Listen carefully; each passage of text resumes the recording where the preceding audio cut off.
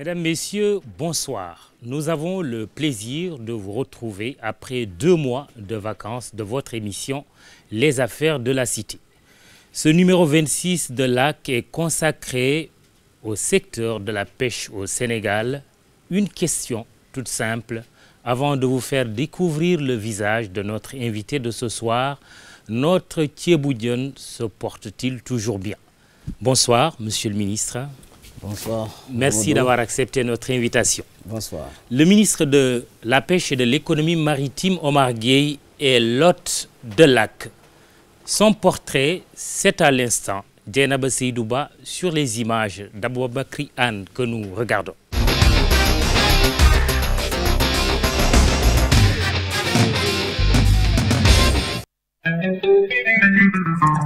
Sangalkam, sa terre natale, Sangalkam, sa vie, son existence, son avenir.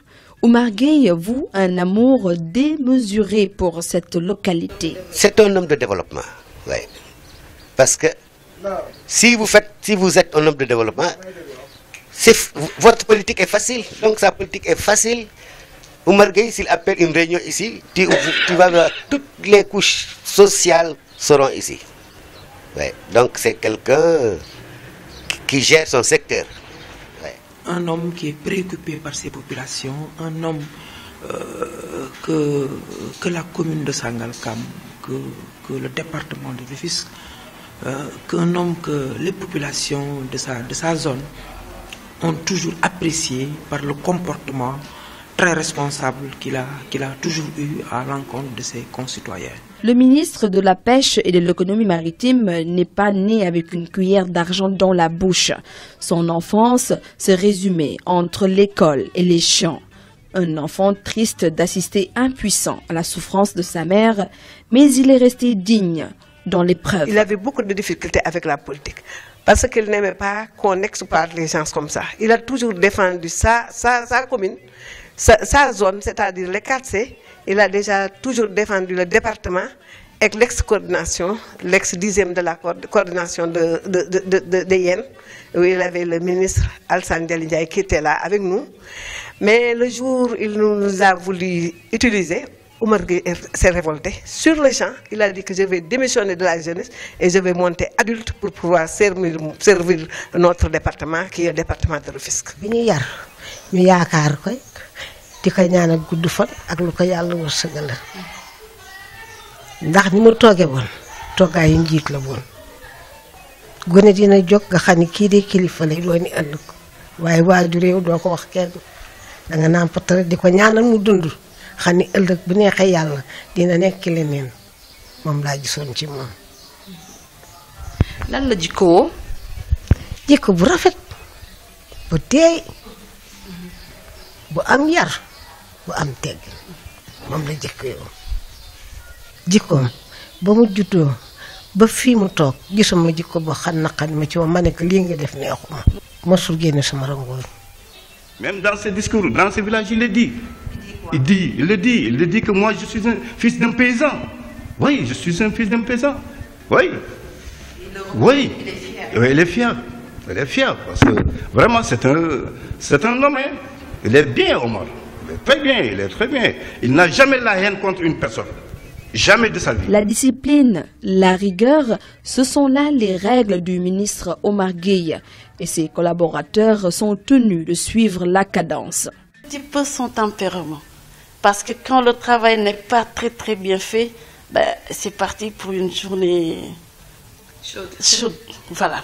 Il peut s'énerver pour toute la journée. Parce que rien que le travail n'est pas bien fait. Si ça commence bien le matin et que le travail est bien fait, là c'est parti vraiment pour une journée très agréable. Et il peut rester ici au bureau. J'avoue que tous les jours, il est là de 7h30 jusqu'à 23h. Omar Gueye est un ingénieur en génie électrique, un diplôme obtenu à l'Institut national de la petite et moyenne entreprise de la Chambre de commerce de Rouen, c'est en France. Avant secrétaire national des élections du parti Réumi, il est aujourd'hui membre du secrétariat exécutif national de l'APR. C'est en 2013 qu'il a mis fin à son compagnonnage avec Idrissa Seck et pourtant leur lien d'amitié était tel qu'Omar Gueye a donné le nom d'Idrissa Seck à un de ses fils. Le maire de Sangalkam est pourtant décrit par ses proches comme un homme fidèle en amitié et très sensible. 2 événements marquent sa vie. D'abord, la mort à la Mecque de son père El Hadj Madiagne Gueye en 1995 et la mort de Malick Ba, abattu à Sangalkam en 2011. C'était lors des manifestations des jeunes de la communauté rurale. Ces jeunes étaient contre le découpage administratif de la localité.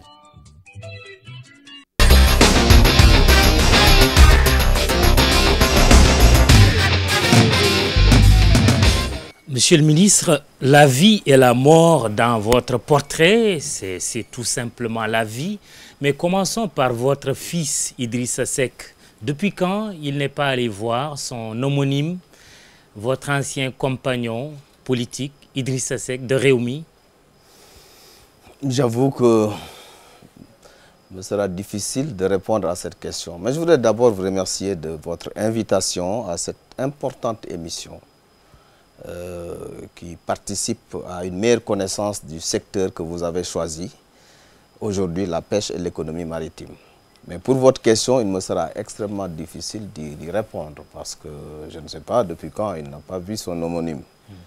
Mais si vous le permettez, je voudrais peut-être un peu rectifier sur une partie quand on dit que je suis diplômé de l'Institut national de la petite et moyenne entreprise de Rouen. Ça, c'est côté gestion. Mais mon diplôme d'ingénieur, je l'ai obtenu après avoir fait les classes préparatoires aux grandes écoles, Mathsup et Mathsp à Aix-en-Provence et intégré l'école supérieure d'ingénieur en génie électrique de Rouen. Donc c'est ça la formation, disons en résumé, c'est la petite erreur que j'ai notée. Très ici. bien. Alors, Voilà. portrait signé Dieynaba Seydou Ba qui parle aussi de Malick Ba, Absolument. ce jeune tué lors de manifestations. Comment aujourd'hui Sangalkam vit sans Malick Ba? Très difficile toujours. Nous avons toujours en souvenir ces douloureux événements de 2011 à l'occasion du découpage administratif de Sangalkam, un découpage illégal, nous le disons toujours aujourd'hui, que l'ancien régime a eu à mettre en œuvre pour des raisons purement politiques, parce que je n'étais pas avec le régime qui était en place, nous l'avons combattu. Et une première délégation spéciale en 2002, en 2008, parce que j'ai été élu pour la première fois en 2002, président du conseil rural. En 2008, délégation spéciale pour des raisons politiques. On vient en 2009, je refais ma liste, je gagne toute la zone. Et rebolote, en 2011, délégation spéciale, découpage. Les populations se sont révoltées et cela s'est traduit par ce drame très douloureux que nous avons vécu à Sangalkam et qui est actuellement toujours ressenti au niveau des populations. Alors, après l'hydraulique, votre premier portefeuille ministériel, vous voilà aujourd'hui à la tête du département de la pêche et de l'économie maritime. Vous êtes lébou, Omar Gueye? Je suis en partie lébou, en partie gandiol. À l'aise comme un poisson dans l'eau? Si être à l'aise, cela veut dire savoir nager, oui, je sais nager depuis le bas âge. Mes études secondaires, je les ai effectuées à Bargny. Et très jeune, on allait à la mer, donc je sais bien nager. Et j'ai même pratiqué la pêche avec les pêcheurs de Bargny, où j'ai participé à des opérations de collecte de poissons en tirant sur les filets, etc. Donc, oui, je connais bien la mer. Très bien, on verra si vous cuisinez bien le thieboudian. Je précise que cette émission se déroule en présence d'un public constitué des acteurs de la pêche, mais également de mes confrères Charles Faye, directeur du site igfm.sn, Serigne Mansour Sy Cissé du quotidien national Le Soleil, et puis saluer la présence d'un groupe d'étudiants du centre de formation de pêche et d'aquaculture. Mention spéciale et remerciements à leur directeur général, M. Marico. Alors, raréfaction du poisson dans les eaux sénégalaises, le constat et des acteurs eux-mêmes à l'occasion de la journée internationale des pêches célébrée au Sénégal le 21 novembre dernier. Diagnostic médical, état sérieux, Du coup, c'est notre plat national qui en prend un sacré coup. Témoin, Saint-Louis, la capitale du Thiéboudjen. La ville du bon goût et nostalgique du riz aux poissons. D'antan, bien sûr. Parole de Saint-Louisien, le Thiéboudjen n'a plus la même saveur. Micro-trottoir réalisé à Saint-Louis même par Boubacar Kambeldian. Les images de Khadim Sissé.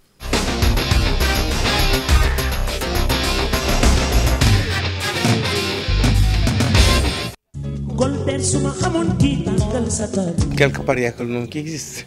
La différence est là. Et autrefois, Saint-Louis parlait du Thiéboudjen. C'était une très grande fierté.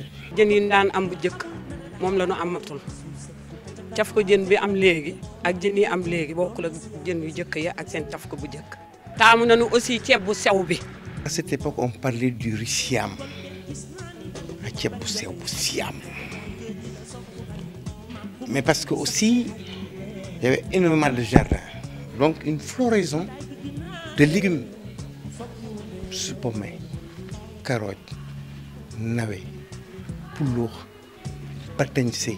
On ne va pas dire de différence, mais un grand changement entre le Thiéboudjen d'hier et le Thiéboudjen d'aujourd'hui. Parce qu'auparavant, on avait des poissons nobles comme le tchof, le djaragne, le khed. Donc beaucoup de poissons nobles, tout était réuni pour avoir un bon plat. Laurier, tomate lokoti, kani tchoukli. Et il n'y avait pas d'engrais. Il n'y avait pas de saf-safal. C'était un art de faire le Thiéboudjen. Vous avez oublié le plus important, le djen. J'y arrive. J'y arrive. Même la sardine là, on utilisait ça que pour avoir un peu de goût. Yaboy quoi, le yaboy, oui, sardine. Un peu de goût, donner un peu de goût à la sauce. Mais actuellement, on ne trouve pas beaucoup de poissons, des poissons nobles. À portée de main, on avait Guetner à partir de 7h du matin, de 7h à 10h. Nos mamans n'avaient que l'ambition, n'avaient que l'embarras du choix. Tiens, Kouchi, Todje, Djenwer, Capitaine, Warangal, Dem, tout y était. Comme ça, partout, même dans les rues, même dans les quartiers les plus éloignés. Donc, pour répondre objectivement à votre question, le Thiéboudjen d'aujourd'hui et celui d'hier, il y a une très grande différence.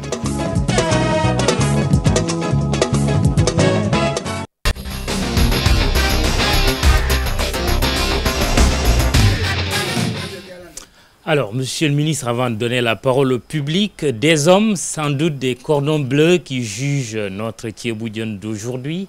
Les femmes apprécieront. Monsieur le ministre, rendez-nous notre Thiéboudjen. Très bien. Je pense qu'il faudrait comprendre un peu pourquoi cette situation. Je prends quelques repères.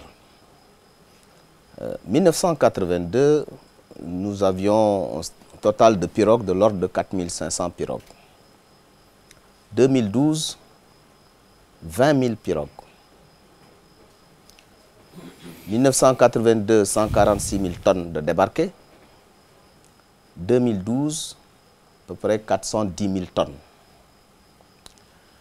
Vous vous rendez compte que la pression sur la ressource augmente.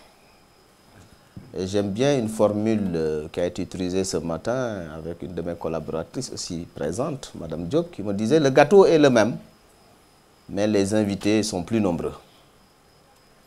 Ça, c'est un des aspects de la question. Un autre aspect de la question, c'est que la pêche est devenue un secteur marchand. Cela veut dire qu'il y a une forte demande au plan international. Et quelqu'un me disait, le bon Thiéboudjen avec du tchof, on le mange maintenant à Paris. On le pêche ici et on le mange à Paris. Pourquoi? Parce que simplement, si le pêcheur qui cherche des revenus va en mer, a du tchof, ce tchof-là est tout de suite acheté à un prix beaucoup plus élevé que s'il le vendait ici. Il en est de même pour toutes les espèces. Les touristes risquent de rester chez eux, hein, s'ils sont français. Alors, eux qui étaient attirés par notre Thieboudienne national, oui, c'est quand même désolant ça, monsieur le ministre. Dans certains restaurants, ouais. on mange du tchof, mais à quel prix? Ce n'est pas à la portée des populations. Si vous allez dans des restaurants... C'est la responsabilité d'un gouvernement de rendre accessible justement. Oui, mais vous savez... ce que les gens mangent. Vous savez, c'est un peu difficile parce que comment un gouvernement peut dire à un pêcheur, votre poisson, vous le vendez à tel prix? Moi, je suis pêcheur, j'ai mon poisson, quelqu'un m'achète mon tchof à 40 000, certainement, je ne vais pas le vendre à quelqu'un à 10 000. Très bien. Et c'est ça la situation, c'est un des aspects, ce n'est pas le seul, certainement on aura l'occasion d'y revenir, absolument, mais qui justifie entre autres la rareté du poisson. Série de questions du public, le micro est à vous. Oui, Palambeng, de la Fédération des peuples de l'eau, c'est bien ça? Oui. Très bien. Bonjour Mamadou. Bonjour. Bonjour Monsieur le ministre. Et donc permettez-moi de m'exprimer en Wolof parce que j'ai une question qui est très importante pour les Sénégalais et j'aimerais bien m'exprimer en Wolof pour être vraiment à l'aise de demander. Pas de problème. Donc je salue tout le monde. Monsieur le ministre, j'ai deux questions. La première question, c'est le problème du port. Wolof nga waxoon ah. Voilà. Donc xam nga dafa jafe na. Kon demal ci wolof. Donc monsieur le ministre. waaw. damay ñëw ci question boo xam ne ça touche dafay laal économie dëkk bi te jàpp nañ ni réew économie am lu mu gën a yéeg moo koy développé et ñu gis nag ay pratiques yu am ci port bi ñuy laaj ba xam sénégalais yi bëgg nañoo xam ndax yëg nga bu fekkee yëg nga leeral ñu bu fekkee yëguloo ah bu keroogee nag dañuy autosaisiru dañuy demander pour que OFNAC mu autosaisiru wa ila inspection d'État autosaisiru la justice autosaisiru la presse évidemment ñoom it ñu autosaisiru sur cet scandale. acca bokk waxal. donc laaj bi mooy ndax yëg nga yow yaay ministre tutelle bu directeur général u port ndax yëg nga ni dafa jënd angaaru Sera automobile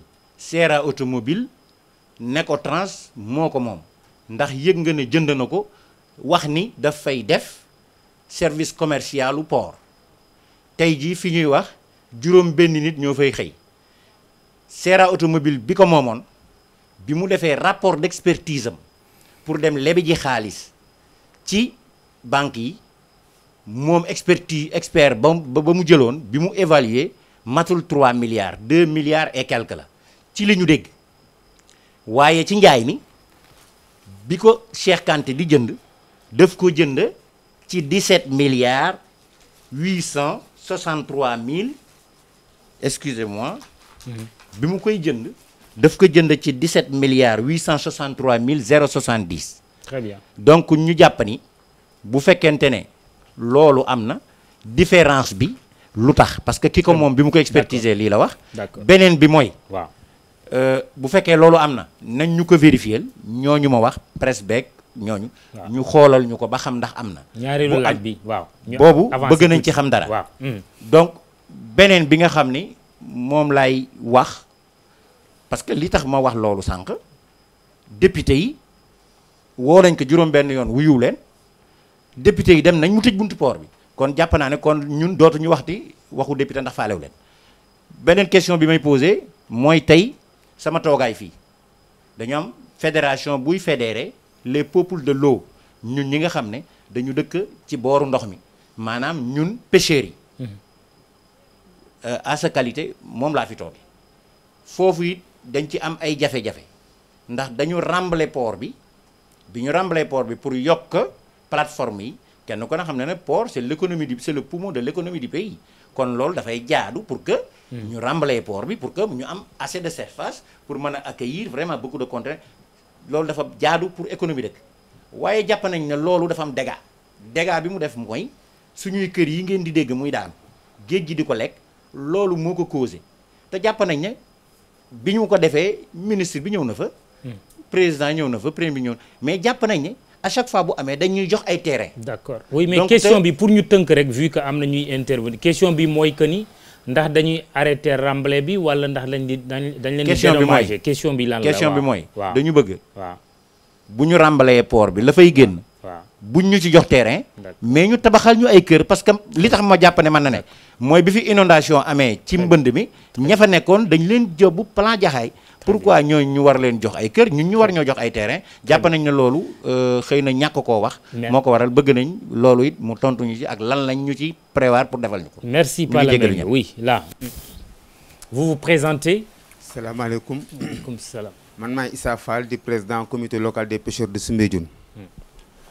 monsieur le ministre man dama ñëw ci benn loo xamante ne xëy na damay apporter sama contribution ci li nga xamante ni moom la ñu doon wax la ci problème mu nu ñu koy waxati ñàkk jën bi mais ci biir contribution boobu dina amaale benn question boo xamante ni bëgg naa ko ci poser ndaxte ñun Soumbédioune dañoo bokk ci site de cogestion yi nga xamante ni moom la état créé muy 12 sites de cogestion ndax 4 la woon bi nga xamante ni signé waat na beneen kii bàyyi ak banque mondiale ci la ñu yokkaat yeneen 8 sites ci 8 sites yooyu ci la Soumbédioune bokk bon ñuy toog di def suñu ay initiative locale toog di waxtaan di pencoo ndaxte cogestion la ñu wax cogestion lan la pencoo géej ñu toog di pencoo bu ñu pencoo li ñu pencoo ñu jël ko yóbbu ko ci administration mu valideel ñu ko seet nu mu ñu ci jàppale ci kaw loolu toog nañu pencoo nañu xool nañ ni jën ñàkk na xam nañ ne carrément la amoon démb ak li am tey bokkul ndax boo xoolee débarquement wu Thiof ay les années 80 ak actuellement débarquement yi léegi vraiment catastrophe ngay gis mais bi ñu demee ba ci biir ñu toog waxtaane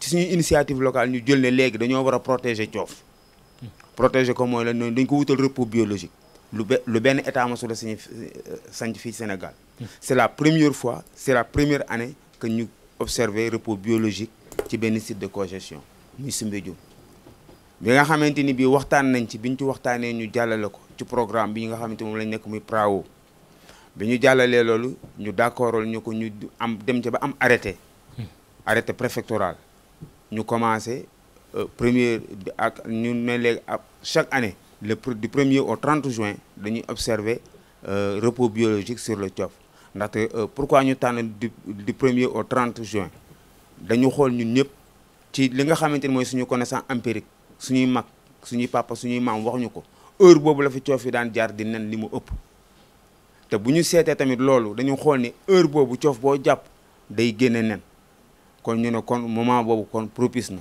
ndaxte 3 mois la mais bu ñu bëggee jël 3 mois yi day metti te ñëpp xam ne valeur yu Thiof li muy représenté actuellement ci économie pêche ñu ne kon nañ leen jël benn weer ñu jël benn weer muy mois de juin du 1er au 30 ñu toog ci waxtaan ci ba am ci arrêté ñu commencé première année bi muy ren ji ñu def repos bi macha allah repos bi vraiment ñëpp gis nañ ni rafet na ndax bi repos bi jàllee waxuma la Thiof mais am na ay espèces yoo xam ne dañ ko associé woon ci Thiof sax gis nañ leen ñu feeñaat ci Soumbédioune mais projet boobu day dem ndax PRAO bu jeexee day dem te projet boobu normalement bu demee war nañu am loo xamante ni war na pérenniser activités yi nga xamante ni moom la ñuy def très bien ñun ferme avicole la ñu amoon mais ferme avicole boobu habitants yi dañu d'accord ni mënul fa nekk léegi nag ñu demandé woon ci ministre bi pour mu wutal ñu terrain mais dañu xamagul ba léegi ci problème mu terrain boobu fan lañ ci toll. Très bien, le ministre répondra tout à l'heure.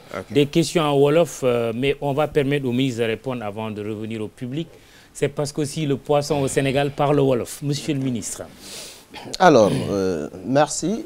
Pour les questions posées relativement au port, je pense que nous devons être très prudents sur ce que nous avançons. Un État gère avec responsabilité. Nous ne suivons pas la rumeur. La rumeur ne nous oriente pas. Je rappelle la question posée en wolof, en français. Monsieur Palamène veut savoir à quel prix le directeur général du port a acheté le terrain de Serra. Non, il avance le chiffre de 17 milliards alors que la valeur du terrain tournerait autour de 2,5 milliards, 3 milliards. Première question. Oui. Alors, donc, il faudrait que nous soyons très prudents. Un État ne suit pas la rumeur. Un État ne suit pas ce qui est dit dans la presse pour prendre cela comme argent comptant. D'après sa question, d'ailleurs, ce que je constate, c'est qu'il dit il semblerait qu'il y a une évaluation, etc. Il faut comprendre comment fonctionne le port. Le port est une société nationale qui a une autonomie de gestion de par son conseil d'administration. Tous les actes posés, ce n'est pas le directeur général qui achète. S'il n'est pas autorisé par le conseil d'administration, il ne peut pas acheter. Cette question a été posée au niveau du conseil d'administration qui a donné son OK et son aval pour le rachat de ce terrain qui deviendra un patrimoine du port et non un patrimoine du directeur général. Le directeur général, c'est une variable. Le port, il est là. Donc, il y a eu autorisation du conseil d'administration pour ce rachat qui va permettre au port de faire d'autres investissements. Pas seulement faire un hangar ou autre chose, mais le terrain est tellement important. Le port doit construire une direction générale digne de ce nom. Vous avez vu la situation de la direction générale du port de Dakar. Et je rappelle en passant que le port représente 95% de notre économie. 95% de notre économie transite par le port. Sur le budget national, sur la partie d'investissement avec des ressources propres, 95% des recettes proviennent du port. Donc le port est stratégique. Oui. Et ce terrain a été acheté à combien? Croyez-le bien, oui. Ce qui se passe au port est suivi au plus haut niveau, c'est-à-dire, en tout cas, au niveau du ministère de tutelle que je suis. Oui. Les actes posés sont des actes conformes à la loi. Le prix de ce terrain, monsieur le ministre. Cela. Le prix, il l'a annoncé tout à l'heure. Bon, je n'ai pas le prix en tête pour ne pas donner un chiffre qui varie, même si c'est 1% ou 2%. Mais pour moi, ce n'est pas ça qui est important. Je sais que le port ne peut pas acheter un terrain, en tout cas qui ne soit pas conforme à la valeur réelle du terrain qui est acheté. L'État dispose de corps 17 milliards. L'État dispose de corps de contrôle.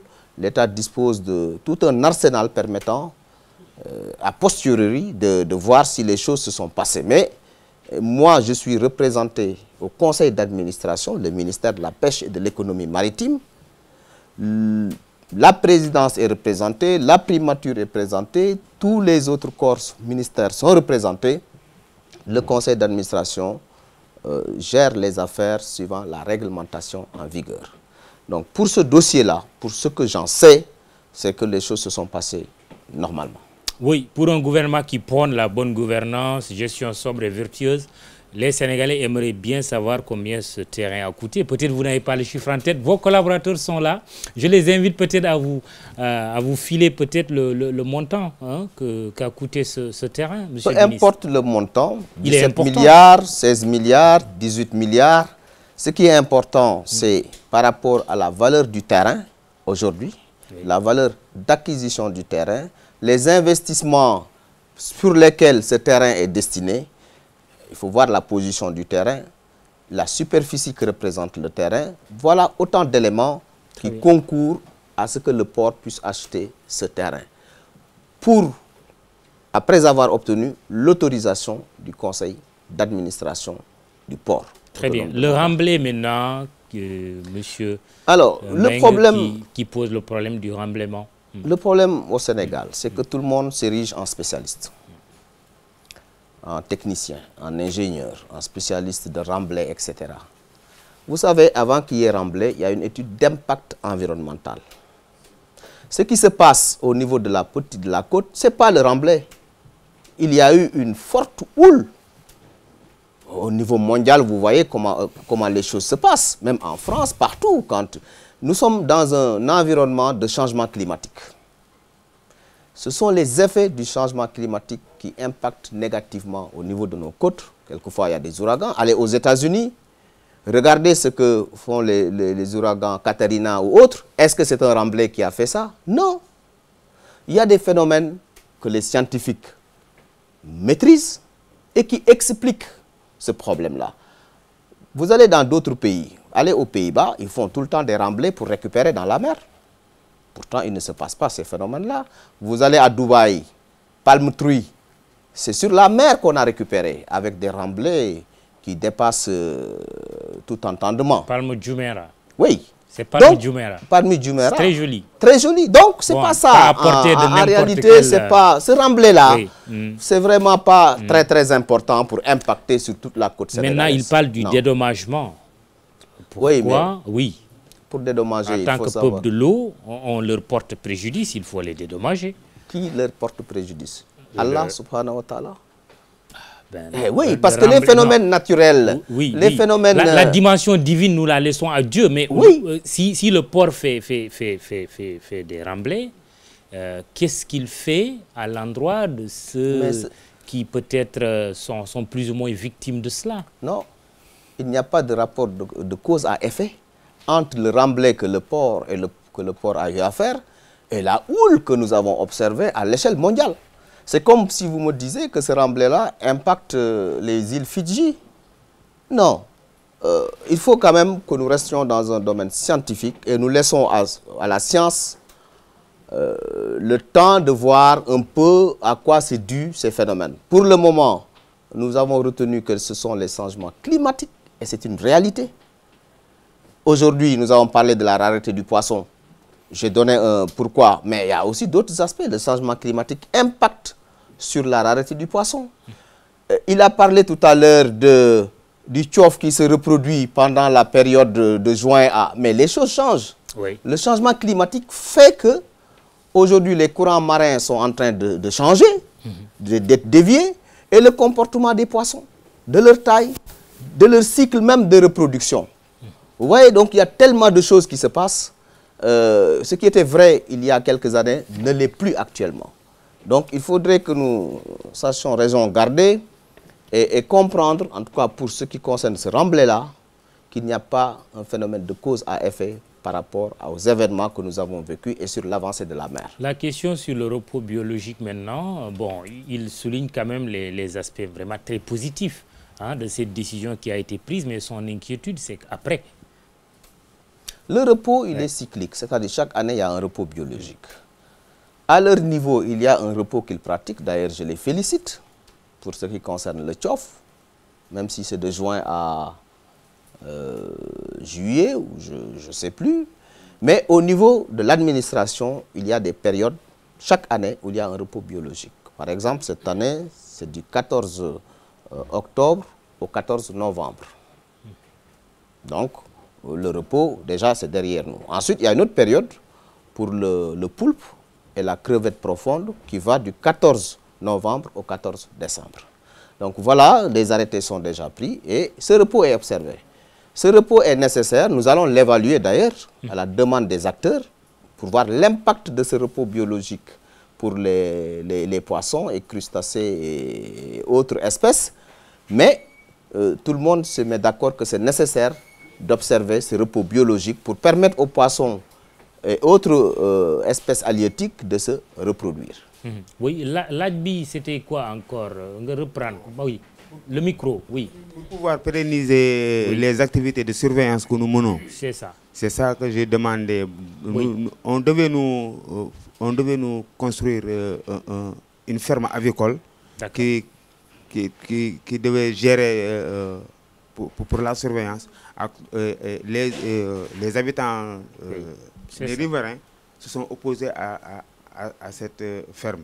Donc, on avait demandé à des émissaires du ministre pour que le ministre puisse nous chercher un terrain où mettre notre ferme pour pouvoir générer des revenus pour pouvoir Monsieur le ministre. faire la surveillance. Alors, ce programme-là, qui est un programme important, qui est le PRAO, et qui intervient sur un certain nombre de sites, dont Soumbédioune, est un excellent programme.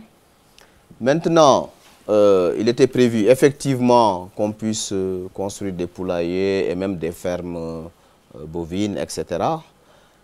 Mais moi, je dis l'option aujourd'hui, c'est pas que vous fassiez des poulaillers, parce que vous êtes des pêcheurs. C'est qu'on vous oriente et qu'on vous finance sur des projets d'aquaculture. Aquaculture. Mbayum djen, wala yarum djen. Ça, c'est extrêmement important. Et aujourd'hui, c'est vrai que le PRAO avait envisagé, pour diminuer la pression sur la ressource, de reconvertir certains pêcheurs en fermiers, pour faire des poulaillers. Diversifier. Voilà, diversifier. Mais moi, je pense que la meilleure diversification au niveau de la pêche aujourd'hui, c'est l'aquaculture. Donc, si vous êtes des pêcheurs, ce ne sera pas difficile que vous vous adaptiez à l'aquaculture. Et là, l'Agence nationale de l'aquaculture est là pour vous encadrer, pour que vous ayez des projets importants dans le domaine de l'aquaculture. Très bien. Vous leur demandez d'oublier leur ferme avicole. Pour moi, il faudrait qu'on oublie cette ferme. Yen ay nappkat ngeen mais buñ leen organiser ngeen am ay financement pour yarum jeun je pense que c'est plus conforme à votre métier, etc. Très bien. Peut-être des discussions vont se poursuivre sur cette question. Avant de revenir au public tout à l'heure, notamment à mes confrères, retournons à Saint-Louis. Au quartier de pêcheurs de Guet-Ndar, les pirogues ne vont presque plus en mer. Le retard dans la délivrance des licences de pêche mauritaniennes est l'une des principales sources du mal. Image de désolation, les mises à terre sont devenues rares et conséquence de cela, les camions frigorifiques sont tous au point mort. Tous tirent la sonnette d'alarme face au ralentissement de l'activité. Reportage de nos envoyés spéciaux, Boubacar Kambeldien, Khadim Sissé.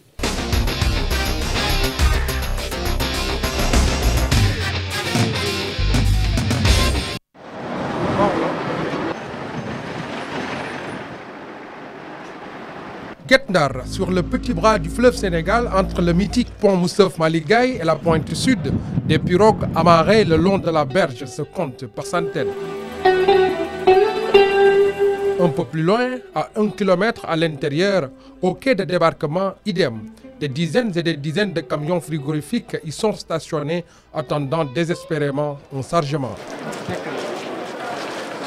Là-bas, on est nostalgique des périodes fastes durant lesquelles près de 200 véhicules quittent quotidiennement la vieille ville pour desservir le reste du territoire national et même certains pays voisins.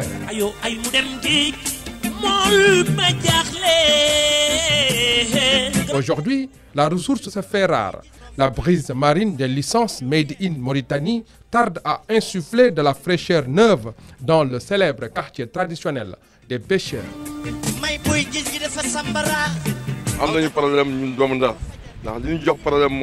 Nous avons beaucoup de problèmes. L'ouverture de notre saison de pêche est imminente. Et jusque-là, pas l'ombre d'une licence de pêche délivrée par la Mauritanie. Nous ne comprenons pas la position de Nouakchott. On est tous bloqués ici. Nous avons informé nos autorités qui, à leur tour, ont saisi la partie mauritanienne qui tarde à réagir. Tous souffrent de cette situation. Pas seulement les pêcheurs. Les femmes transformatrices de produits halieutiques sont envoyées au chômage forcé.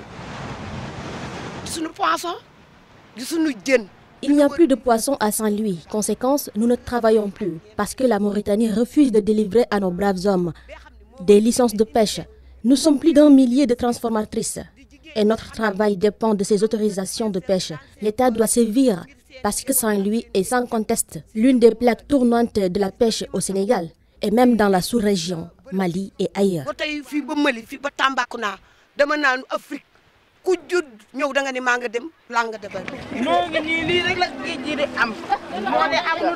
Par an, 52 000 tonnes de poissons sont débarquées au quai de pêche de Guet-Ndar pour un chiffre d'affaires évalué à 11 milliards de francs CFA.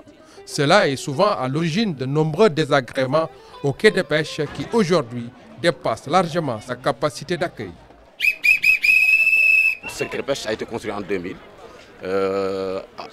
Autant c'était pour accueillir une cinquantaine de camions, mais aujourd'hui on est confronté à plus de 200 camions.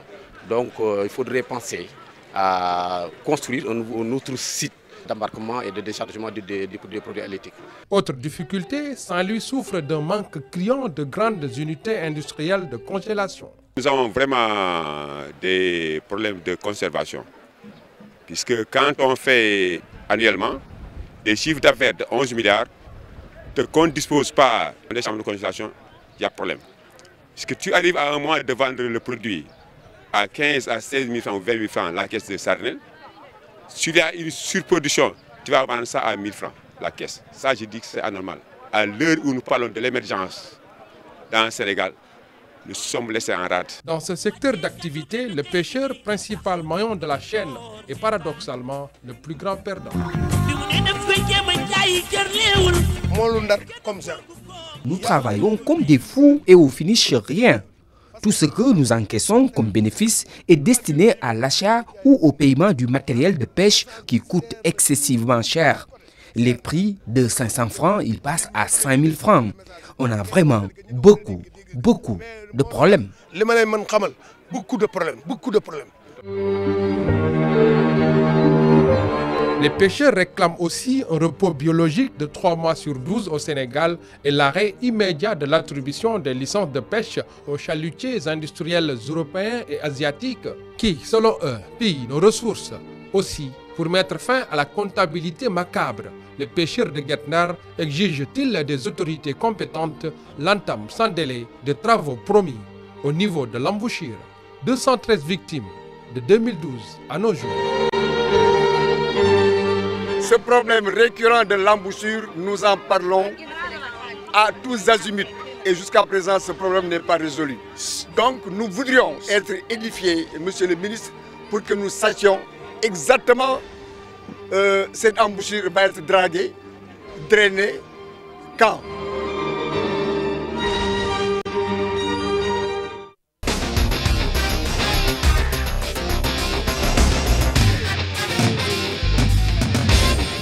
Un autre quai de pêche qui témoigne des problèmes du secteur Soumbédioune, ici juste au-dessus du tunnel qui porte le même nom sur la corniche ouest de Dakar.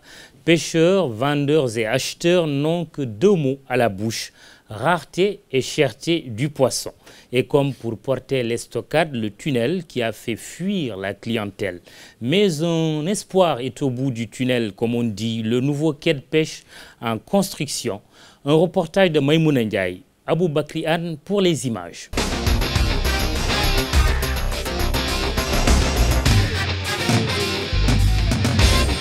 28 km pour rallier la mer de Yarakh.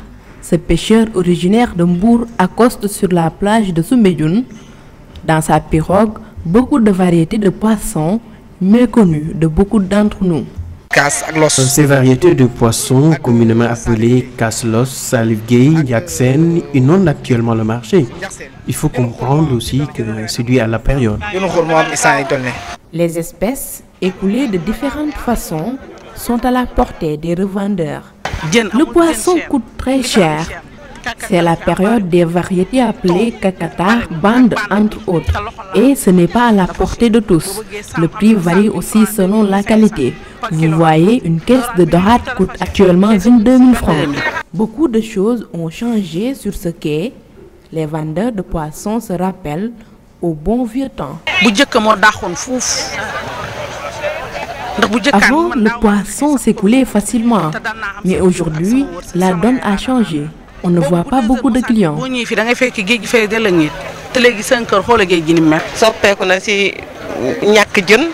Soumbédioune a changé de visage.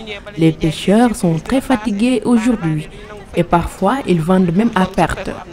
Et le secteur est très saturé.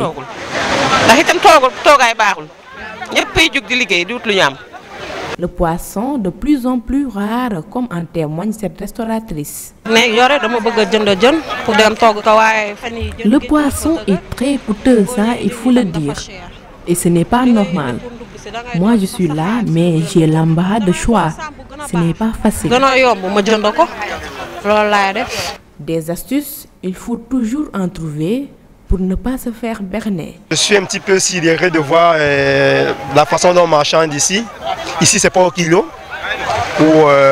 On le fait comme ça, on te donne des prix au hasard. On ne pèse pas. Je ne sais même pas combien tu achètes. Et puis, juste tu vois. Et quand tu es intéressé, tu l'achètes. Je suis venu avec le chauffeur.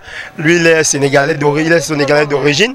Et il essaie de m'aider avec le Wolof. C'est lui qui essaie de discuter avec la population. Et ça me permet d'acheter les poissons au prix normal, je pense. Les commerçants, il ne leur reste que leurs yeux pour pleurer. La construction du tunnel leur a causé beaucoup de désagréments. Le tunnel de Soumbédioune est à l'origine de tous nos maux. Certains de nos clients ne passent plus par là. À Soumbédioune, pêcheurs et vendeurs de poissons espèrent un changement avec la construction de ce nouveau quai.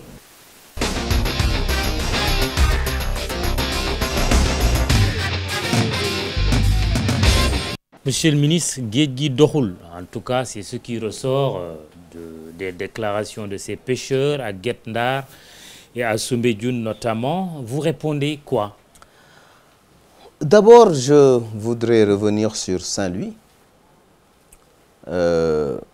Saint-Louis, ce qui se passe, c'est que la plupart des pêcheurs vont en Mauritanie pour pêcher, avec des licences.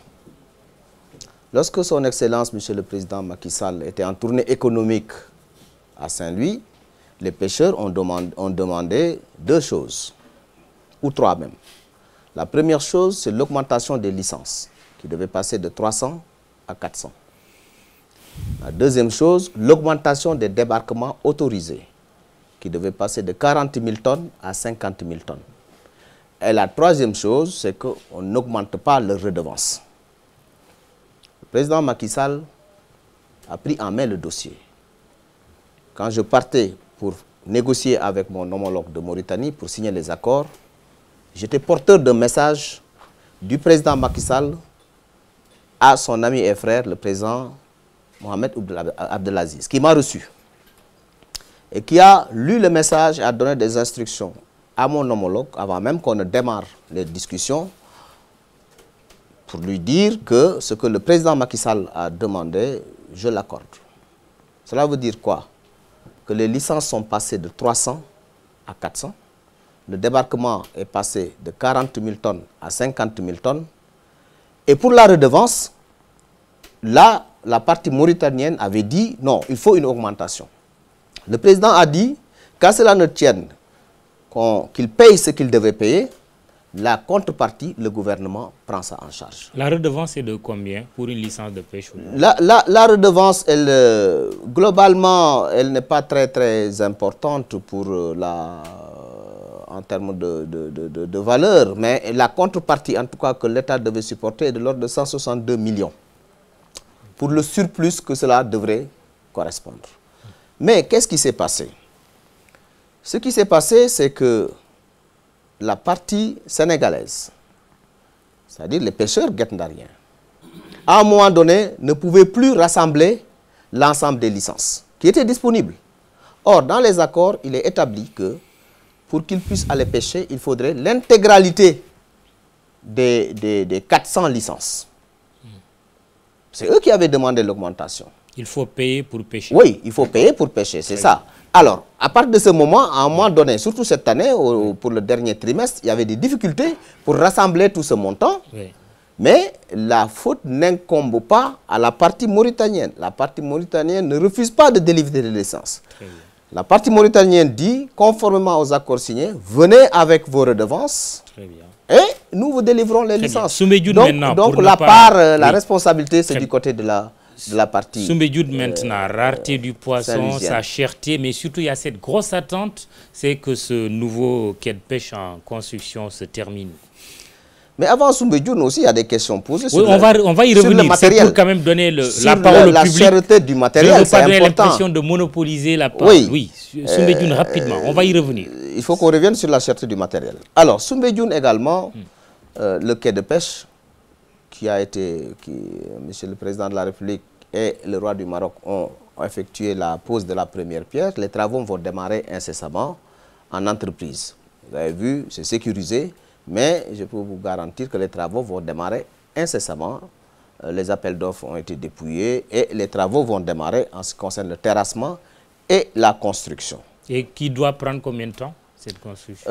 Mettons un an. Un an minimum, maximum peut-être 14 mois. Dans un an, on fera le bilan. J'espère que ce ne sera pas des promesses genre AIBD. Charles Faye, nous allons donner la parole à nos confrères. Charles Faye du site IGFM et puis après vous, notre confrère du Soleil. Charles, vous avez écrit d'ailleurs un article sur IGFM sur la pêche. Fini les discours, place aux actes. Vous avez monsieur le ministre devant vous. Merci Mamoudou, bonjour monsieur le ministre. Oui, un coup de gueule assumé pour pour avoir entendu toujours la même rengaine. Excusez-moi, monsieur le ministre, on entend toujours la même chose, en train de mesure, mais par contre, on ne décline pas une vision. L'administration, ça, a-t-elle une vision dans le domaine de la pêche, et laquelle pour la décliner? Je vais vous dire pourquoi. Tout à l'heure, vous parliez de rumeurs.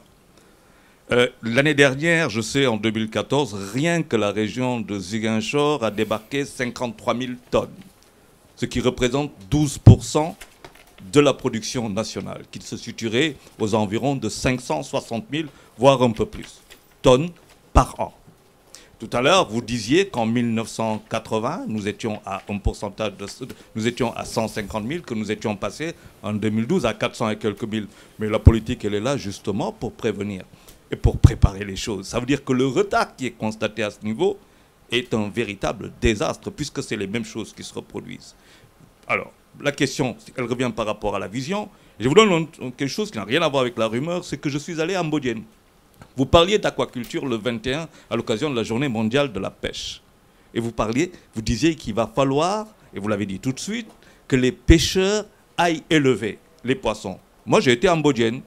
Je suis allé faire des reportages aussi où j'ai constaté qu'il y avait un énorme travail qui était fait là-bas. Mais pour élever des poissons, il faut des concessions. Et le monsieur qui est là-bas, les concessions, on en parle, il les a acquis par décret. Depuis, elles ne sont pas effectives. Alors si aujourd'hui vous voulez que les gens fassent de l'aquaculture, il faut qu'ils aient des concessions. Nous avons 700 km de littoral, nous avons 3 fleuves, dont la partie orientale de la Gambie. Donc le problème de pêche ne doit pas se poser pour nous, si nous regardons bien les choses et mettons les choses en place. Alors c'est quoi cette vision? Si elle existe, très bien. Laquelle est-elle? Merci Charles. Juste derrière vous, Serigne Mansour Cissé, du quotidien Le Soleil. Oui, il a le micro. Bonjour à tout le monde. Moi, j'ai eu à rencontrer des pêcheurs au niveau du Soumbédioune qui m'ont carrément dit qu'il manque véritablement de moyens. Qu'est-ce que l'État compte faire pour mieux les accompagner? Ça, c'est un. Deuxièmement, j'ai eu à rencontrer des jeunes qui habitent Thiaroye-sur-Mer. Ils m'ont dit aussi qu'ils n'hésiteraient pas, si l'occasion se présente, d'embarquer, d'utiliser en fait des pirogues de fortune pour regagner, je veux dire, l'autre rive. Est-ce que l'État d'abord est informé, c'est-à-dire il parle d'immigration clandestine? Est-ce que l'État est informé? Si tel est le cas, est-ce que l'État est prêt véritablement à surveiller les côtes? Je déplace un peu le curseur pour aborder l'acte 3 de la décentralisation. Monsieur Oumar Gueye, aujourd'hui, la réforme suscite beaucoup de débats. Au niveau de votre mairie, est-ce que vous gagnez plus de ressources ou vous en avez perdu? Voilà, merci. Très bien. Oui, très bien. Sur l'acte 3, peut-être on va attendre tout à l'heure vers la fin de l'émission. Oui, sur la pêche maintenant. Charles qui vous demande quelle est votre vision de la pêche avant d'en arriver aux questions de M. Cissé. Avant la vision, je pense que vous avez, en terminant tout à l'heure votre phrase, dit « J'espère que nos projets ne seront pas comme AIBD ». Je peux vous certifier que nos projets ne seront pas comme AIBD. Aujourd'hui, dans le secteur de la pêche... Même si AIBD, c'est un projet très important. Très important, ah, oui. mais les le montage, la manière dont cela a été conçu, oui. Nos projets ne sont pas comme ça. Soumbédioune est en train de voir le jour, Yoff est en train de voir le jour, vous allez vers Fass Boye, vous allez un peu partout, les projets dans le secteur de la pêche sortent du terrain. Ce ne sont pas des idées, c'est des choses concrètes. Si vous regardez la presse ou en tout cas les télévisions, vous vous rendez compte que ce que nous faisons, nous, c'est du concret, ce n'est pas des idées. La vision, elle est très claire en termes de pêche. Nous savons où nous allons par rapport à la situation qui existe. Contexte de raréfaction de la ressource, contexte de surpêche, nous savons où nous allons. La pêche, c'est une chaîne de valeur. La première chaîne de valeur à maîtriser, c'est la ressource, ce qu'on appelle la biomasse. Combien de stocks nous avons de poissons? Nous devons être en mesure, de manière scientifique et non empirique, de pouvoir dire combien nous avons de stocks et quelles sont les espèces que nous avons. Avec le CROT, le Centre de recherche océanographique de Dakar-Thiaroye, nous travaillons beaucoup, et l'IRD aussi, nous travaillons beaucoup pour la connaissance de la ressource. Parce qu'avant d'agir sur une ressource, il faut bien la connaître. Cette vision, elle est très claire. Deuxième chaîne... Et ce travail n'est pas fini. N'est pas encore fini. Parce que moi, j'aime bien les chiffres. Hein. Oui. Ça permet d'être très concret. Ah, tout à fait. On attend encore les chiffres. Vous savez, à l'heure actuelle, c'est à peu près de l'ordre de 430 000 tonnes de poissons que nous débarquons, tout confondu, ce qui est destiné à l'export et ce qui est consommé ici.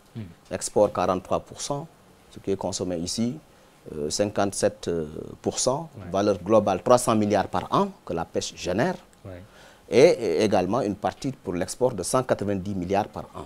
Donc voilà, en quelques chiffres. On gagne plus d'argent en exportant qu'en important. Oui. Il y a une réflexion. Oui, bien sûr. On exporte moins. C'est ça qui fait que le riz au poisson, aujourd'hui, on le mange mieux à Paris qu'à Dakar. La quantité exportée est moindre, mais le coût, la valeur commerciale est plus importante. C'est ça qui justifie, entre autres, cela. Donc la vision est claire à ce niveau de la biomasse. Ensuite, il y a la connaissance de l'outil même de pêche, c'est-à-dire les pirogues. Vous savez, aujourd'hui, on parle de 20 000 pirogues, mais en réalité, ça tourne autour de 18 000 vraiment pirogues actives. L'avenir de la pêche, ce n'est pas la pirogue en bois. Aujourd'hui, il faut que nous en soyons conscients. Parce que pour faire une pirogue, il faut couper un arbre. Or, on ne peut pas continuer à couper des arbres. Donc, développement durable. Développement durable, l'avenir, c'est les pirogues en fibre de verre. Et aujourd'hui, avec la CIRN, la Société des infrastructures et de réparation navale, un projet consistant est monté pour permettre aux pêcheurs de pouvoir acquérir ces pirogues en fibre de verre qui commencent à être présentes sur le terrain. Évidemment, ces pirogues coûtent beaucoup plus cher, mais durent beaucoup plus longtemps. Une pirogue en fibre de verre, c'est 40 ans minimum. Une pirogue en bois, au bout de 7 ans, 8 ans, commence à avoir des faiblesses. Mais le mode d'acquisition, toujours sur la vision, les pêcheurs ne peuvent pas acquérir ces pirogues en payant comptant. Donc, nous mettons en place un système de financement qui permet à ces pêcheurs d'avoir ces pirogues en fibre de verre et à payer en tempérament. Mais l'État ne subventionne pas. Non, ce n'est pas une subvention, c'est un prêt étalé avec des taux d'intérêt faibles. Voilà une vision. La deuxième chaîne de valeur, c'est une fois que les pirogues captent leurs poissons, les quais de débarquement. Aujourd'hui, nous construisons des quais de débarquement aux normes internationales. Je ne dis pas destinés à l'export, parce que c'est comme si on visait que l'export. Le poisson que le Français veut manger, c'est le même poisson que je veux manger en termes d'hygiène et de salubrité. Donc, tous nos quais que nous sommes en train de construire, que ce soit Soumbédioune, Yoff, Pointe-Sarène, Ngaparou, etc., sont aux normes. D'office, c'est exonéré. Donc, voilà une vision également. Et puis, pour vous permettre de vous résumer, il y a l'aquaculture, la pisciculture. C'est vrai, j'ai aimé la dernière fois l'image que vous avez utilisée. Vous invitez les pêcheurs à raisonner presque comme le paysan. Boo xamante ni dafa soxla tool pour bay maanaam que bay nappkat yi am seeni tool ci napp bi. Absolument. Oui. Alors, donc, pour dire simplement, je pouvais développer sur toute la chaîne de valeur les complexes frigorifiques. 19 complexes frigorifiques. 10 milliards de francs CFA, oui, c'est ça? Donc la vision, elle est là. Nous avons une bonne vision de là où nous voulons aller par rapport au PSE. Mais on mange moins bien le thieboudienne. Ça, quand même, c'est un constat. Oui, on est d'accord. C'est un constat. J'ai commencé à dire le pourquoi. J'avais expliqué pourquoi on exporte beaucoup. Mais il n'y a pas que ça. Il y a aussi le comportement des pêcheurs. Il faut qu'on se dise la vérité. Si on continue à pêcher les juvéniles, c'est-à-dire les petits poissons qui n'ont pas atteint une taille de maturité, évidemment, on tue des générations, des milliards de poissons. C'est la raison pour laquelle le nouveau code de la pêche a fait en sorte que la taille autorisée soit en conformité avec la taille de maturité de reproduction. Très bien. Ça, c'est important. Maintenant, sur l'aquaculture. L'aquaculture, effectivement, c'est l'avenir de la pêche. Parce qu'aujourd'hui, au moment où nous parlons, un poisson sur deux est d'origine aquacole dans le monde. Et la FAO prévoit qu'en d'ici 2030, 2 poissons sur 3 seront d'origine aquacole. Donc nous sommes obligés de nous orienter vers l'aquaculture. Sinon, nous allons prendre un retard. C'est la raison pour laquelle, dans la mise en œuvre du PSE, l'aquaculture occupe une place importante. C'est vrai que notre production actuelle est assez faible, de l'ordre de 1075 tonnes, c'est faible. Nous ambitionnons de produire 30 000 tonnes d'ici 2018-2019. Donc vous voyez un peu le gap. Mais les ressources sont là, et l'ANA est en train de travailler pour qu'il y ait une disponibilité d'alevin. Parce que si on veut développer l'aquaculture, il nous faut avoir la matière première, et la matière première c'est l'alevin, la matière première ce sont les aliments de bétail. Et nous intéressons les industriels sénégalais, les minoteries, à fabriquer de l'aliment pour poissons, ce qui n'existe pas encore, en tout cas en quantité suffisante. Donc c'est ça l'avenir, c'est l'aquaculture. Mais l'aquaculture, c'est deux aquacultures, en eau douce, mais aussi l'aquaculture marine. L'expérience dont vous parlez à Mbodiène, c'est M. Guy Oye, qui a ses papiers. En tout cas, moi, les documents qu'il m'avait demandé, mes directeurs sont là, ces documents sont signés pour avoir une zone de pêche protégée par rapport à son aquaculture, qui marche très bien. Guy Aurier, c'est bien, mais Massamba et Mademba oui, aussi. Mais Massamba et Mademba sont invités aussi à le faire. C'est important. Il ne faut pas qu'on lèse ces pêcheurs-là, comme on a lésé des paysans avec l'agro-business là. Nous ne lésons pas les pêcheurs. Notre raison d'être, c'est d'abord la pêche artisanale, qui représente 80% des débarquements. Nous ne pouvons pas. C'est la raison pour laquelle tout le matériel de pêche est exonéré au Sénégal. Tout le matériel de pêche. Deuxièmement, le président a décidé de mettre à disposition des pêcheurs 5 milliards de francs CFA. Tout pêcheur qui achète un moteur a 1 million. C'est 5 000 moteurs. Les gilets de sauvetage qui coûtaient 5 000 francs sont rétrocédés maintenant à 2 500 francs. On va y aller très vite. Etc. Monsieur Cissé du Soleil, deux questions. D'abord, Soumbédioune qui demande des moyens. Et puis, ces jeunes qui sont toujours tentés par l'immigration clandestine, prêts à prendre des embarcations de fortune, abandonnant la pêche, tout simplement. Vous savez, le phénomène de l'immigration clandestine dépasse le secteur de la pêche. Moi, j'aimerais bien qu'on sorte les statistiques. Je ne pense pas que le gros de cette immigration clandestine vient de la pêche. Les pêcheurs vont à mer, de génération en génération. D'ailleurs, c'est ce qui explique le développement exponentiel des pirogues. J'ai rencontré un pêcheur à Kayar, je lui ai posé la question, vous avez une pirogue? Oui, il me dit oui. Mais actuellement, mes enfants, chacun a une pirogue. Donc, voilà ce qui explique le développement exponentiel. Maintenant, ce secteur-là est un secteur d'avenir. L'avenir, c'est que ces jeunes pêcheurs, nous pouvons les encadrer pour des projets d'aquaculture. Ils vont continuer à pêcher, mais ils vont aussi faire de l'aquaculture. C'est un secteur, c'est incontournable aujourd'hui à travers le monde de développer l'aquaculture. C'est ce que nous appelons les tolu djen. Et c'est inévitable. D'ailleurs, c'est dans le cheminement normal de l'homme.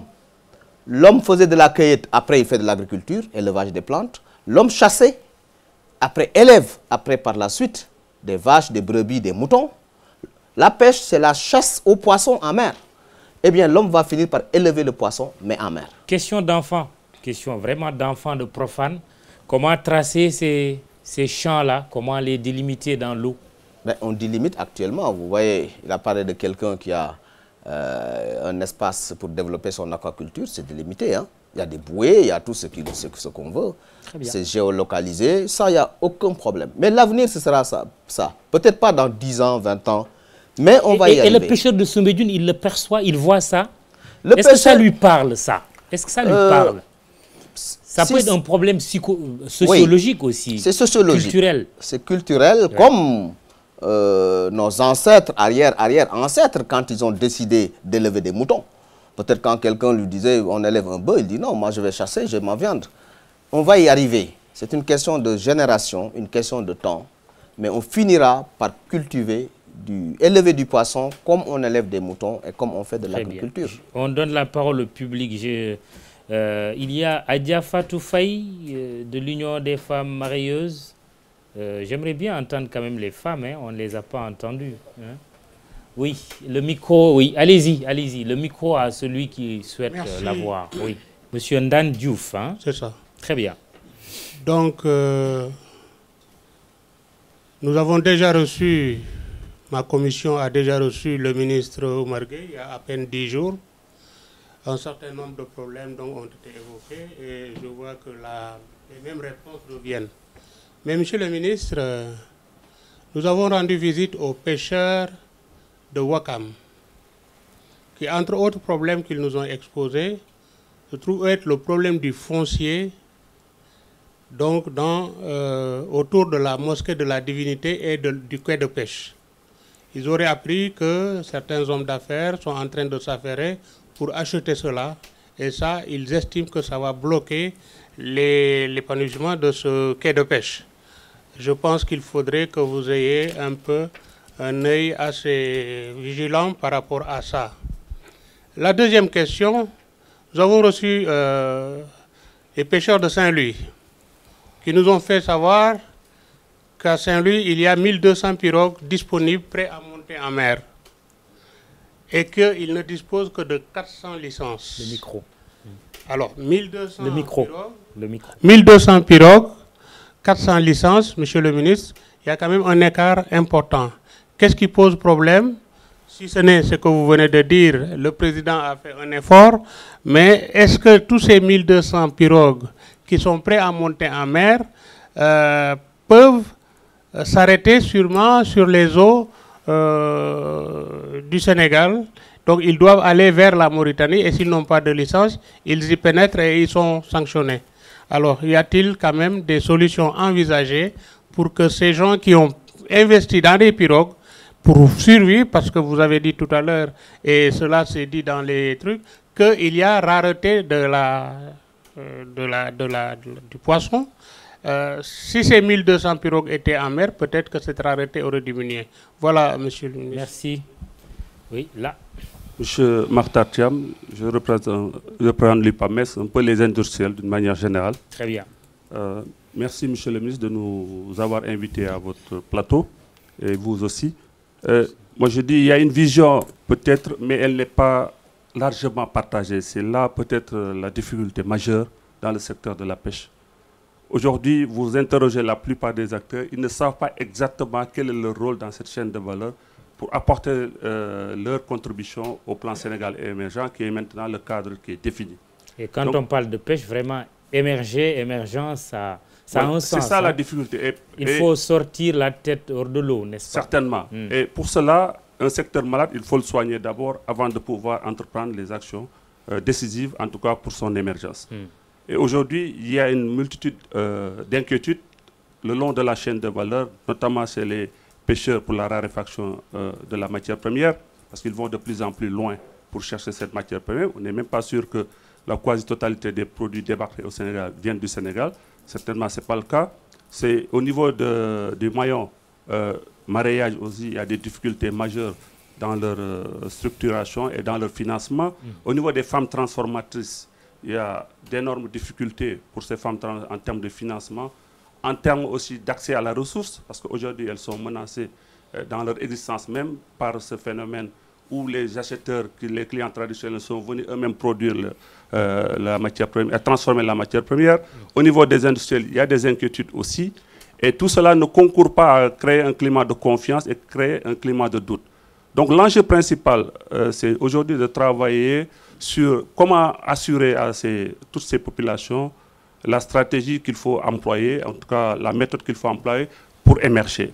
Et c'est là le gros du travail, et c'est là où aussi il y a une part de responsabilité de l'État, parce que les outils de l'État ne sont pas outillés en moyens humains, en moyens financiers, pour répondre à la nouvelle demande, au nouveau paradigme de la pêche. Il y a aussi au niveau des industriels, ils sont menacés dans leur existence parce que la plupart de leurs clients sont aujourd'hui et ont un accès facile aussi à la ressource. C'est là un danger permanent. Comment faire pour que l'accès à la ressource soit mieux contrôlé et mieux géré?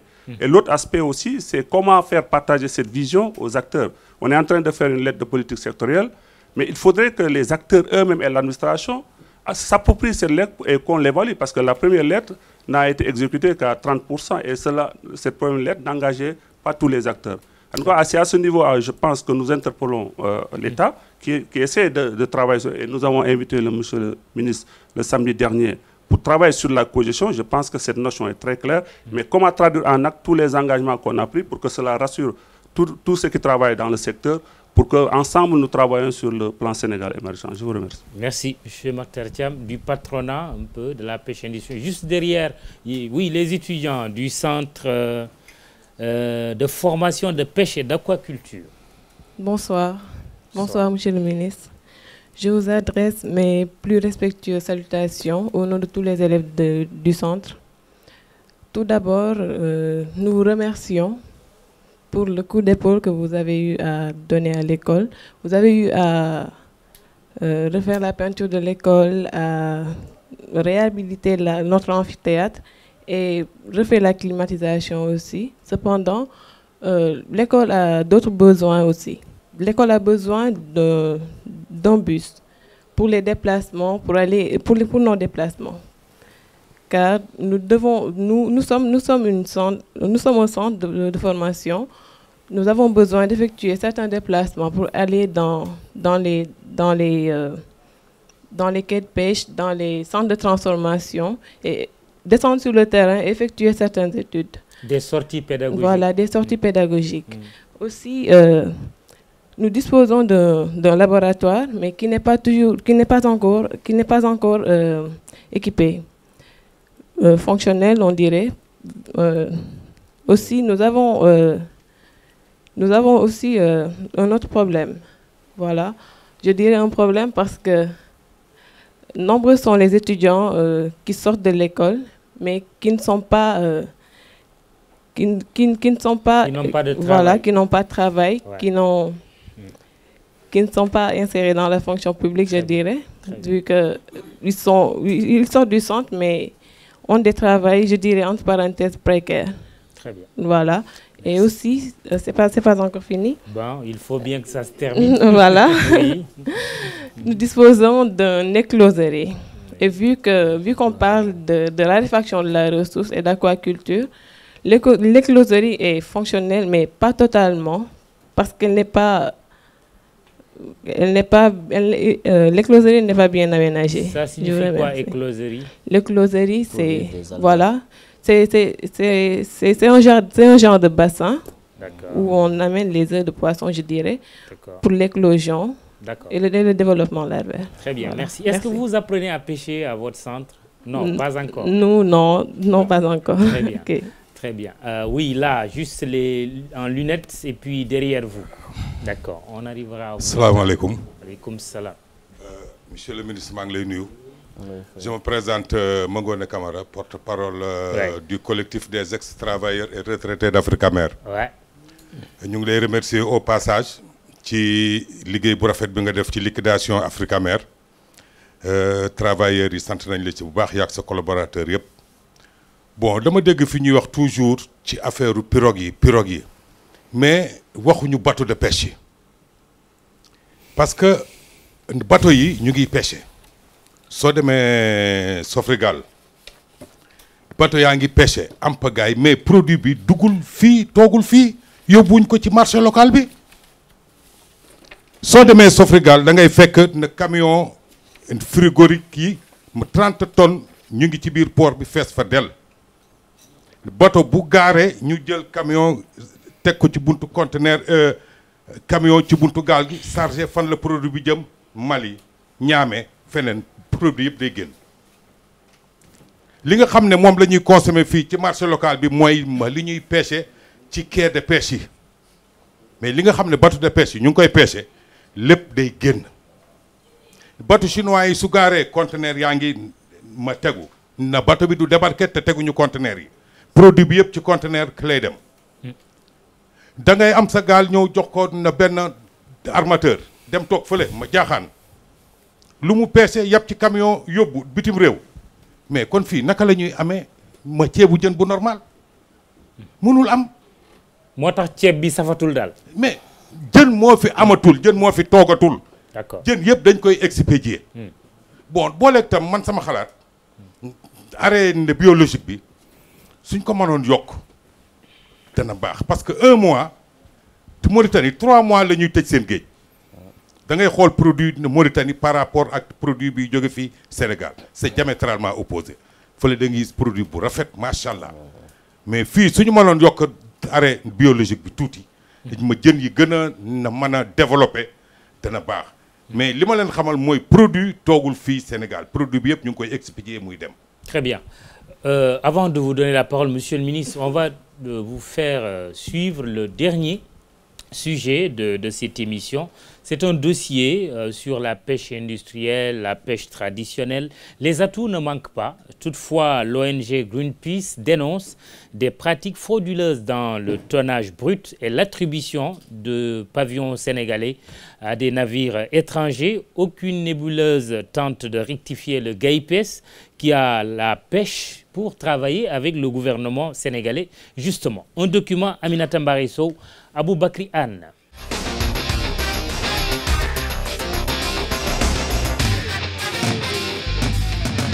La situation de la pêche au Sénégal est aujourd'hui alarmante. Elle souffre de beaucoup de maux.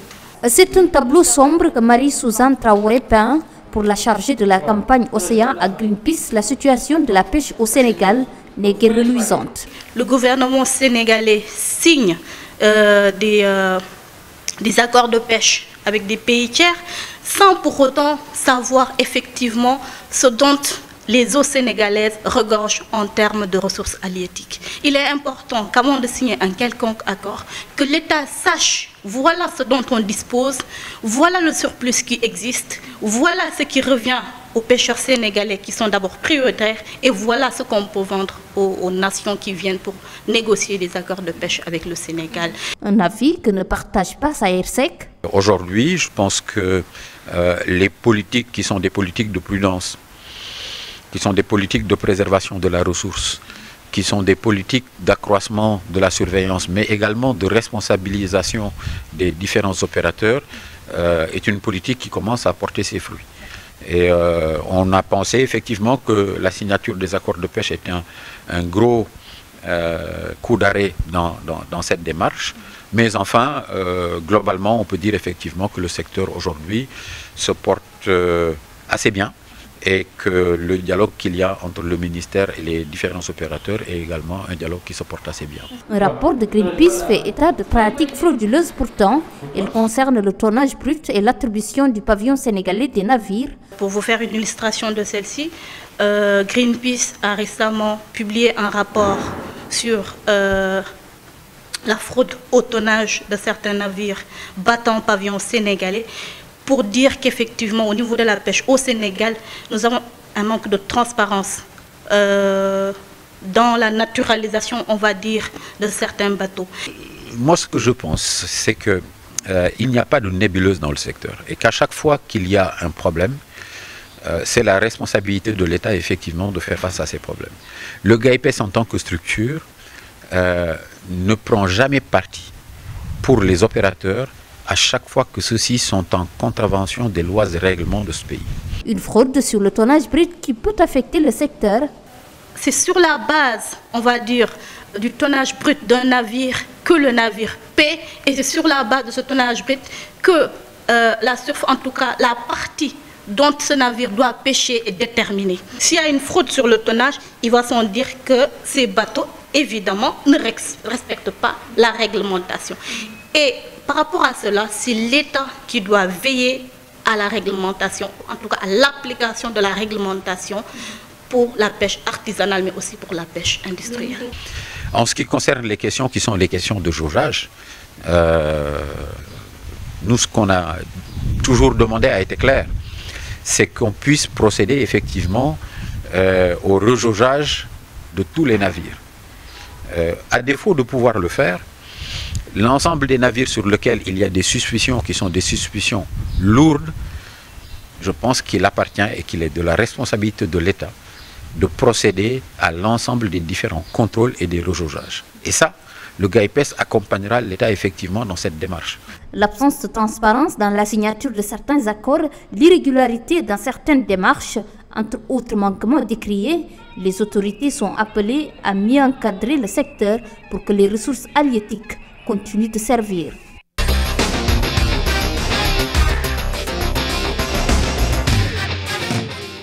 Monsieur le ministre, des pratiques frauduleuses, il en existe toujours dans la pêche.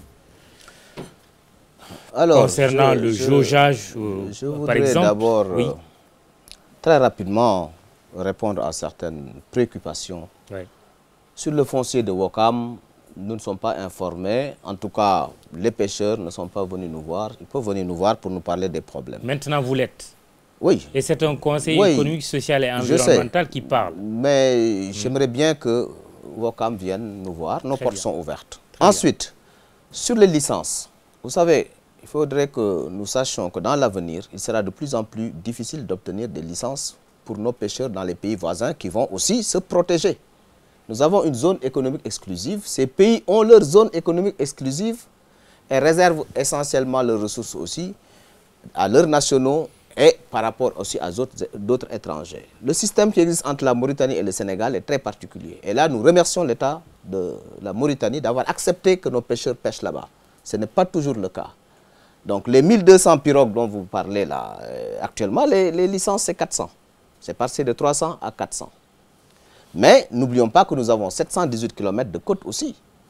Et la question c'est pourquoi on va en Mauritanie pêcher? Peut-être que les eaux sont plus poissonneuses. Ce n'est pas parce que également il y a une ressource qui est spoliée chez nous qu'il y en a en Mauritanie. C'est la position de la Mauritanie. Les scientifiques l'ont démontré, qui font qu'à l'heure actuelle, il y a beaucoup de poissons qui migrent vers la Mauritanie et se reproduisent. Sur l'école, oui, l'école, nous avons beaucoup investi à l'école. Et cette année, nous allons équiper le laboratoire. Je veux dire en 2016, c'est dans notre budget. Pour le laboratoire, l'insertion dans la fonction publique, je rappelle que cette année également, nous allons recruter 75 techniciens et ingénieurs des pêches sur autorisation du président de la République pour renforcer l'équipe. Maintenant, sur le problème des augeages, etc. Oui, il y a le bus, il demande un bus. Le bus également, oui. Quand j'ai visité l'école, j'avais pris un engagement pour étudier le problème et vous trouver un bus. C'est toujours à l'étude et je suis sûr que nous allons trouver une solution à ce problème. C'est seulement cette école. Ministre, une étude quand même sur un bus. Oui, mais attendez. Une étude n'a pas besoin de durer pour avoir un bus. Vous savez, Mamoudou, il faut éviter de faire des promesses. Moi, je ne promets pas. Le président nous demande de ne pas promettre. La question a été posée quand j'ai visité l'école. Nous sommes en train d'y travailler avec aussi l'École nationale de formation maritime qui n'a pas de bus. Donc, il y a 2 bus sur lesquels nous sommes pour trouver une solution.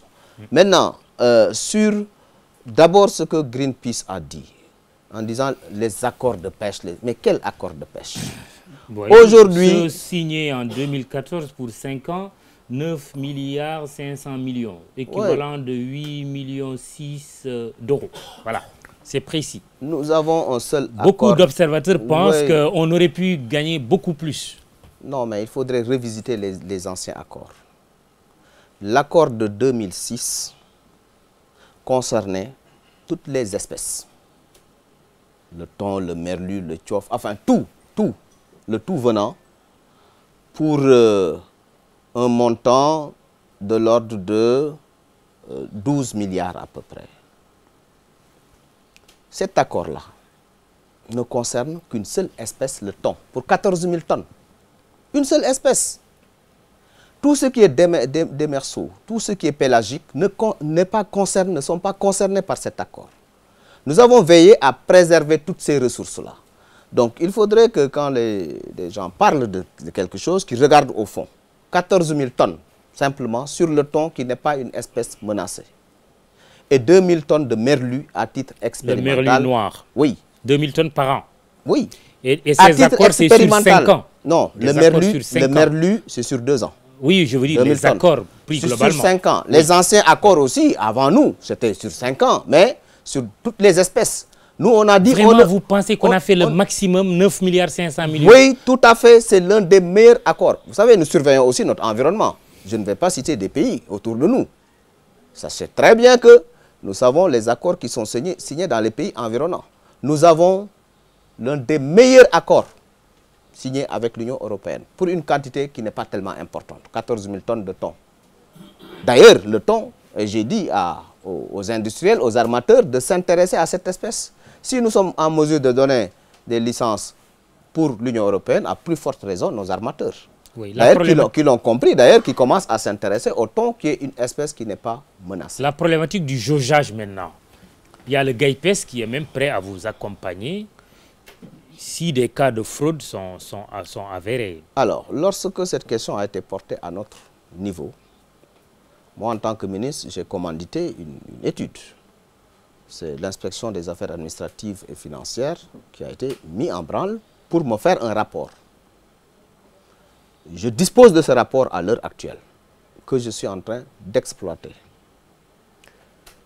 S'il s'avère qu'il y a des fautes sur le jaugage, nous allons sévir. C'est ça un État responsable. Et nous sommes un État responsable. Nous allons faire le nécessaire avec l'ANAM qui a en charge. L'ANAM, c'est l'Agence des affaires maritimes qui a en charge ce jaugage.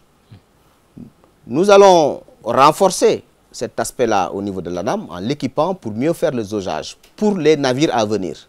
Mais pour tous les navires, s'il est avéré effectivement qu'il y a un défaut de jaugage, en tout cas le jaugage qui est indiqué ne correspond pas à la réalité, évidemment, ce que nous devons faire conformément à la loi, ce sera fait. Et depuis la mise en œuvre de ces accords signés en 2014, il n'y a pas eu de sanctions prononcées contre des navires? Si, il y a des sanctions. Oui. Disons, les sanctions n'ont rien à voir avec les accords. Ouais. Les sanctions touchent ceux qui font de la pêche INN, la pêche illégale non déclarée, non réglementée. Un navire qui a une licence et qui pêche normalement, il n'y a pas de raison de sanctionner ce navire. Mais c'est surtout ceux qui font de la pêche illégale. Et là, jusqu'à présent, nous avons 6 navires. Pirates, oui, nous en avons 6. Oui. Il y a eu le cas de Oleg Naïdanov, là. Nous avons 6 navires arraisonnés. Et au niveau de des navires battant pavillon étranger, et nous en avons 9 battant pavillon sénégalais. Pour dire simplement que ce n'est pas l'apanage de navires venant de l'étranger. Même les pirogues, quelquefois, sont arraisonnés. Et nous en avons plus de 700 pirogues. Monsieur Camara a posé quand même un problème retraité d'Africa Mer pour dire que tout notre poisson, en tout cas le bon poisson, le poisson noble, il part à l'étranger. Que nous ne mangeons presque que des restes. D'abord, parlant d'Africa Mer, je pense que c'est le lieu ici de vraiment mettre en exergue l'intervention du président Macky Sall. Vous savez qu'Africa Mer va réouvrir après 10 ans de fermeture. L'usine va redémarrer. Et Africa Mer, à son apogée, employait plus de 2000 personnes. Ouais. Aujourd'hui, Africa Mer va reprendre avec au moins 300 personnes et pour arriver à un niveau de 2000 personnes. Tous les travailleurs d'Africa Mer, je pense que vous êtes d'Africa Mer, ont reçu leur arriéré de paiement. Ça, c'est extrêmement important. Donc, la réouverture des usines qui étaient fermées. Après la SNCDS que le président a ouvert avec les Coréens, Dongwon, qui est devenu la SCASA, voilà que le président a encore intervenu pour permettre à des centaines, à des milliers de personnes de pouvoir retrouver leur emploi. D'ailleurs, les employés d'Africa Mer ont demandé à être reçus par le président pour le féliciter de vive voix. Ça, c'est important. Maintenant, ce qu'il a dit confirme ce que j'avais dit. C'est-à-dire que nous sommes dans un secteur marchand. Il y a beaucoup de pêches en mer, mais qui ne sont pas vendues ici, qui ne sont pas vendues au Sénégal, mais réexportées. Achetées aussi par des pays étrangers. Vous savez que le premier pays d'export, c'est la Côte d'Ivoire. Ce n'est pas l'Europe, ce n'est pas l'Union européenne. La Côte d'Ivoire achète beaucoup de poissons chez nous. Moi, j'essaie de raisonner en termes simples. Avant de penser à l'exportation, parce que ça vous rapporte de l'argent aussi, monsieur le ministre. L'État. Il faut d'abord qu'on soit autosuffisant. Et ce n'est pas seulement en termes de quantité, mais aussi en termes de qualité. Si on n'a plus de poissons nobles, mais ça veut dire que le thiéboudion, tel qu'on l'a toujours connu, risque tout simplement de mourir de sa belle mort. Il faut un patriotisme des pêcheurs, que ce soit la pêche industrielle que la pêche artisanale. Ce patriotisme veut que si on a un stock, on capture 100 kilos, qu'on puisse au moins les 50 kilos ou les 60 kilos les laisser sur le territoire pour que les populations puissent en acheter, surtout les poissons nobles. Mais la difficulté, c'est un peu ça. Un patriotisme. D'accord, monsieur le ministre, patriotisme économique, rapidement. Ci wolof dañu bëgg dañu bëgg pêcheurs yi bu ñu nappee ñoom it ñu accepter jaay jën yi une partie poisson bi pour askan wi même bu dee njëg gi ñuy jaay bitim réew moo gën a cher ñu accepter une partie ñu bàyyil ko fi sénégalais yi ñu mën koo dundee. waaw waxal. voilà Mamadou Moussa mi li mu wax. noo tudd. maay Assane Diop président Assane Diop collectif waaw Assane waaw. des pêcheurs et femmes de Soumbédioune. waaw. sànq ba léegi yaa ngi wax sa biir question yoo ceebu jën ceebu jën ceebu jën. waaw li la ministre bi wax. dama ko bëgg nag loolu moo tax. li la ministre wax dama ci ànd. cafka jën wi. waaw cafka jën wi. waaw bokkul ak cafka jën yi amoon. li la koy wan mooy kooku mooy jàmbaaru xereñu pêcheur sénégalais moo tax ñuy jëli jën yi foo xam ne foogewuñu ko man sama gaal am na 10 jours en mer bëgg dem la terre mi ngi nappe Guinée Bissau la nappe 10 jours en mer boo gisee sànq bi ngeen di wax affaire rareté de ressource bi affaire ceebu jën ceebu c'est que nag ñun mool yi du ñu gis jën kilo coof 6000 francs dëgg la bu ñu ko yóbbee ci marché bi du mat kilo 3000 te essence bi ñuy yóbbu day nekk presque ay 800000 700000 moo tax ñuy faral di jaay jën yi di ko jaay usines yi di ko exporté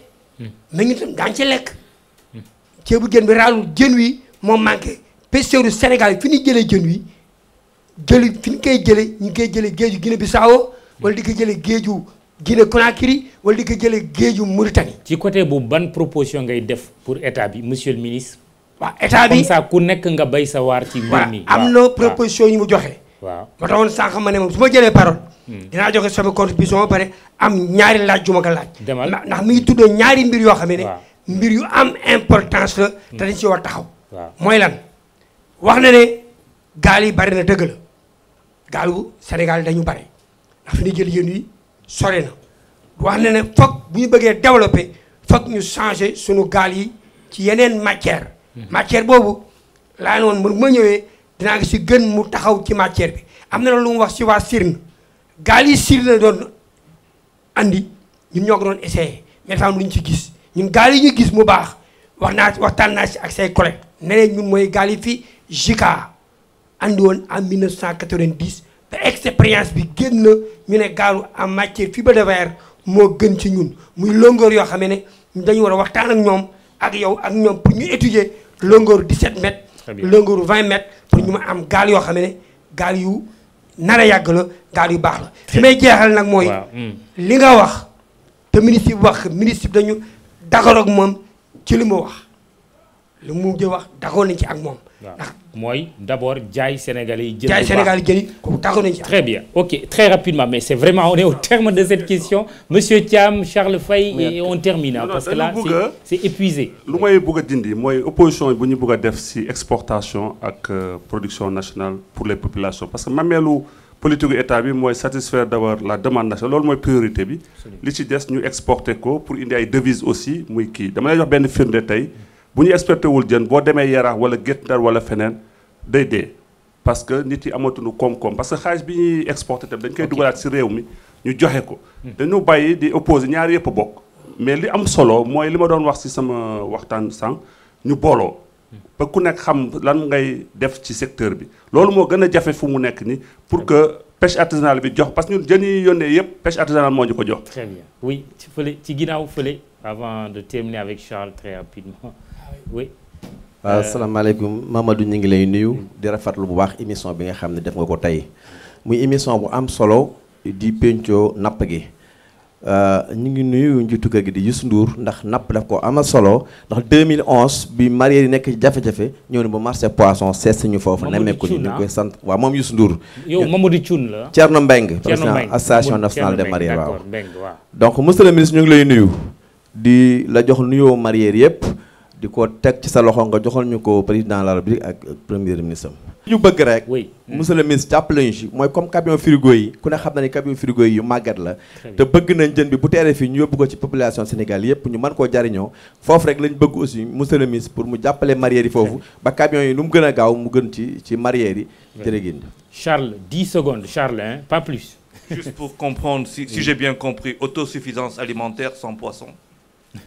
Très bien, on verra. Oui, Pala Mbengue qui reprend la... 10 secondes. 10 secondes. Ouais. Donc, comme ma question a été esquivée, c'est pas grave, je vais pas y revenir. Mais, je vais préciser que port entre diggante embarcadère, il y a un espace pour prévoir, c'était pour def siège du port. Donc, Japonais, dem jëndi 17 milliards terrain, ta am terrain, PSE bi mo ëppoon solo, donc c'est un conseil, c'est une contribution pour que mais Sénégalais yi bëgg nañ mu leer, bëgg nañ ñu autosaisir pour ñu léral ñu lool parce qu'il y a eu une expertise qui a été fait par cabinet Sadi bu leer. Mëno expertiser li à moins de 3 milliards, ñu jënd que 17 milliards, té nañ nopi, day doon problème, nañu ko xol. Très bien. Alors, oui, monsieur le ministre, on conclut cette émission. Il y a eu des contributions, une préoccupation par rapport aux camions frigorifiques. Charles, qui vous provoque un peu, autosuffisance alimentaire sans poisson. Ouais. Il y aura du poisson. Il y a du poisson déjà. C'est vrai, il n'y en a pas à suffisance. Mais la plupart des Sénégalais, quand même, mangent leur tchéboujen. Peut-être c'est la variété de poissons. Surtout autosuffisance en riz sans poisson. Oui, il ne peut pas y avoir d'autosuffisance en riz sans poisson. Donc il y aura du poisson. De toute façon, l'aquaculture est là, va se développer et le tchéboujen reste constant. Camions frigorifiques. Maintenant, les camions frigorifiques, c'est une réalité. Moi, j'ai fait faire une étude pour connaître le nombre de camions frigorifiques au Sénégal. Il y en a 318 à peu près qui tournent, mais plus de 90% sont hors normes. De la même manière que nous avons un programme pour remplacer les cars rapides et les camions, de la même manière, nous travaillons sur un programme pour remplacer ces camions frigorifiques qui font partie donc de la chaîne de valeur.